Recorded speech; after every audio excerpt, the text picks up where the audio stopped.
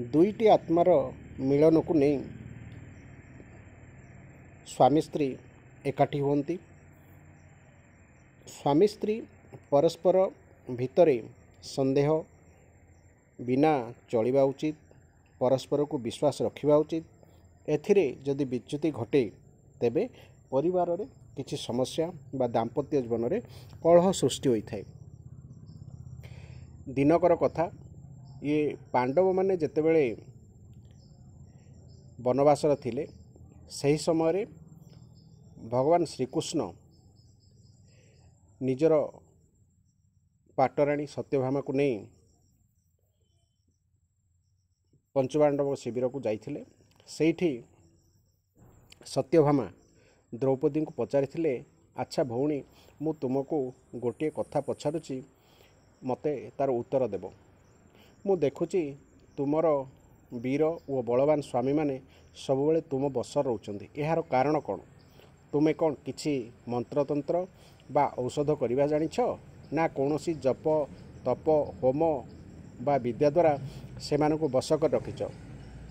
ମୋତେ ବି ଟିକିଏ ସେହି ବିଦ୍ୟା ଶିଖାଇ ଦିଅନ୍ତେନି, ଯାହାଫଳରେ ମୋର ସ୍ୱାମୀ ଶ୍ୟାମସୁନ୍ଦର ମୋ ବସରେ ରହନ୍ତେ। ଏହା ଥିଲା ସତ୍ୟଭାମାଙ୍କର ପ୍ରଶ୍ନ ଦ୍ରୌପଦୀକୁ ନେଇକି। ତ ଏହାର ପ୍ରତ୍ୟୁତ୍ତରରେ ଦ୍ରୌପଦୀ ଟିକିଏ ହସିଦେଲେ ଏବଂ ତାହାର ଜବାବ ରଖିଲେ। ଦ୍ରୌପଦୀ କହିଲେ, ହେ ଭଉଣୀ, ତୁମେ ଏତେ ବୁଦ୍ଧିମତୀ ଓ ଶ୍ରୀକୃଷ୍ଣଙ୍କ ପାଟରାଣୀ ହୋଇ ଏଭଳି ସନ୍ଦେହ କରିବା ଠିକ୍ ନୁହେଁ। କାରଣ ସତୀ ଦ୍ରୌପଦୀଙ୍କର ପାତିବ୍ରତ୍ୟ ଧର୍ମ ଅତ୍ୟନ୍ତ ପ୍ରଶଂସନୀୟ ଥିଲା। ପଞ୍ଚୁପାଣ୍ଡବଙ୍କ ସଙ୍ଗେ ବିବାହ କରିଥିଲେ ହେଁ ସମସ୍ତଙ୍କୁ ସେ ନିଜର ସେବା ବଳରେ ମନ୍ତ୍ରମୁଗ୍ଧ କରି ରଖିଥିଲେ। ତ ଦ୍ରୌପଦୀ ତାଙ୍କେ ଯାହା ପଞ୍ଚୁପାଣ୍ଡବ ପାଇଁ ସେବା କରିଥିଲେ ତାହା ତାପରେ ସେ ଉତ୍ତର ଦେଇଥିଲେ। ସ୍ୱାମୀଙ୍କ ଯଦି ଜଣାପଡ଼ିବ ଯେ ତାଙ୍କୁ ବସରେ ରଖିବା ପାଇଁ ସ୍ତ୍ରୀ କିଛି ମନ୍ତ୍ର ଯନ୍ତ୍ର ପ୍ରୟୋଗ କରୁଛି, ତେବେ ସେ ସର୍ପିଣୀକୁ ଡରିବା ପରି ତାଠାରୁ ଦୂରେଇ ରହିବ।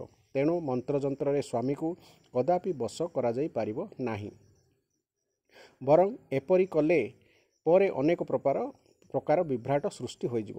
ତେଣୁ ସ୍ୱାମୀକୁ ଅପ୍ରିୟ ଲାଗୁଥିବା କୌଣସି କାର୍ଯ୍ୟ କରିବା ସ୍ତ୍ରୀ ପକ୍ଷେ ଉଚିତ ନୁହେଁ। ଏହାପରେ ଦ୍ରୌପଦୀ ସ୍ୱାମୀଙ୍କ ବସରେ ରଖିବା ପାଇଁ କିଭଳି ଆଚରଣ କରୁଥିଲେ ତାହା ବର୍ଣ୍ଣନା କଲେ। ସେ କହିଲେ, ମୁଁ ଅହଙ୍କାର କାମ କ୍ରୋଧକୁ ପରିତ୍ୟାଗ କରି ଅତି ସାବଧାନତାର ସହିତ ପଞ୍ଚୁପାଣ୍ଡବଙ୍କର ଓ ସେମାନଙ୍କର ସ୍ତ୍ରୀମାନଙ୍କର ସେବା କରେ। ମୁଁ ଈର୍ଷାଠାରୁ ଦୂରେଇ ରହେ ଏବଂ ନିଜ ମନକୁ ଦମନ କରି କେବଳ ସେବା ଉଦ୍ଦେଶ୍ୟରେ ମୋ ସ୍ୱାମୀମାନଙ୍କ ମନ ଅନୁସାରେ କାର୍ଯ୍ୟ କରେ। ମୁଁ କଟୁ କଥା କହେ ନାହିଁ, ଅସଭ୍ୟ ଭାବରେ ମଧ୍ୟ ଠିଆ ହୁଏ ନାହିଁ, ଖରାପ କାର୍ଯ୍ୟ ପ୍ରତି ଦୃଷ୍ଟି ଦିଏ ନାହିଁ, ଖରାପ ସ୍ଥାନରେ ବସେ ନାହିଁ, ଦୂଷିତ ଆଚରଣ ଠାରୁ ଦୂରେଇ ରହେ ଏବଂ ସ୍ୱାମୀମାନଙ୍କର ଅଭିପ୍ରାୟ ଓ ସଂକେତ ବୁଝି କାର୍ଯ୍ୟ କରେ। କୌଣସି ପୁରୁଷ ଯେତେ ସୁନ୍ଦର ହୋଇଥାଉ ଅଥବା ଯେତେ ବଡ଼ ଦେବତା, ମନୁଷ୍ୟ, ଗନ୍ଧର୍ବ, ଯୁବକ ବା ଧନୀ ହୋଇଥାଉ ପଛକେ ମୋ ମନ ପାଣ୍ଡବଙ୍କ ଅତିରିକ୍ତ ଅନ୍ୟ କାହାରି ଆଡ଼କୁ ଯାଏ ନାହିଁ। ମୋ ସ୍ୱାମୀମାନେ ଭୋଜନ ନ କଲା ପର୍ଯ୍ୟନ୍ତ ମୁଁ ଭୋଜନ କରେ ନାହିଁ, ସେମାନେ ନ ବସିବା ପର୍ଯ୍ୟନ୍ତ ମୁଁ ବସେ ନାହିଁ। ମୋ ସ୍ୱାମୀ ଯେତେବେଳେ ବାହାରୁ ଘରକୁ ଫେରନ୍ତି ମୁଁ ତାଙ୍କୁ ଜଳ ଓ ଆସନ ଦିଏ। ମୁଁ ଘରେ ବାସନକୁସନ ପରିଷ୍କାର ରଖେ, ସ୍ୱାଦିଷ୍ଟ ରୋଷେଇ କରେ ଏବଂ ସମୟ ଅନୁସାରେ ସମସ୍ତଙ୍କୁ ଖାଇବାକୁ ଦିଏ। ମୁଁ ସାବଧାନ ରହେ, ଘରେ ଶସ୍ୟ ଆଦିକୁ ରକ୍ଷା କରେ ଏବଂ ଘରକୁ ଝାଡ଼ୁ କରି ଲିପାପୋଛା କରି ପରିଷ୍କାର ରଖେ। ମୁଁ କଥା କହିବା ବେଳେ କାହାରିକୁ ତିରସ୍କାର କରେ ନାହିଁ, କୁଳଟା ବା ଘରଭଙ୍ଗା ନାରୀଙ୍କ ପାଖ ମାଡ଼େ ନାହିଁ ଏବଂ ସର୍ବଦା ନିରଳସ ହୋଇ ସ୍ୱାମୀମାନଙ୍କ ମନର ଅନୁକୂଳ ଆଚରଣ କରେ। ମୁଁ ବାରମ୍ବାର ଦୁଆର ବନ୍ଧ ପାଖରେ ଛିଡ଼ା ହୁଏ ନାହିଁ, ଖୋଲା ସ୍ଥାନ ବା ଅଳିଆ ଗଦା ପାଖରେ ଅଧିକ ସମୟ ଛିଡ଼ା ହୁଏ ନାହିଁ। ମୁଁ ସର୍ବଦା ସତ୍ୟ ବଚନ କହିଥାଏ ତଥା ପତି ସେବାରେ ତତ୍ପର ଥାଏ। ପତିଦେବଙ୍କ ବିନା ଏକୁଟିଆ ରହିବା ମୋତେ ଆଦୌ ଭଲ ଲାଗେ ନାହିଁ। ଯଦି କୌଣସି କାରଣରୁ ପତିଦେବ କିଛି ଦିନ ବାହାରକୁ ଯାଇଥାନ୍ତି, ତେବେ ମୁଁ ଫୁଲ ଚନ୍ଦନ ଆଦିରେ ବେଶ ନ ହୋଇ ନିୟମ ବ୍ରତ ପାଳନ କରି କାଳ ଅତିବାହିତ କରିଦିଏ। ମୋ ସ୍ୱାମୀମାନେ ଯେଉଁ ଖାଦ୍ୟ ଖାଆନ୍ତି ନାହିଁ ବା ପିଅନ୍ତି ନାହିଁ ତାହା ମୁଁ ମଧ୍ୟ ଗ୍ରହଣ କରେ ନାହିଁ। ନାରୀ ପାଇଁ ଶାସ୍ତ୍ର ଯାହା ନିର୍ଦ୍ଦେଶ କରିଛନ୍ତି ମୁଁ ସେଗୁଡ଼ିକୁ ପାଳନ କରେ। ମୋତେ ଯାହା କିଛି ବସ୍ତ୍ର ଅଳଙ୍କାର ମିଳେ ତାହାଦ୍ୱାରା ମୁଁ ଶରୀରକୁ ସୁସଜ୍ଜିତ ରଖେ ଏବଂ ସର୍ବଦା ସାବଧାନ ହୋଇ ସ୍ୱାମୀଙ୍କୁ ପ୍ରିୟ ଲାଗୁଥିବା କର୍ମରେ ତତ୍ପର ରହେ।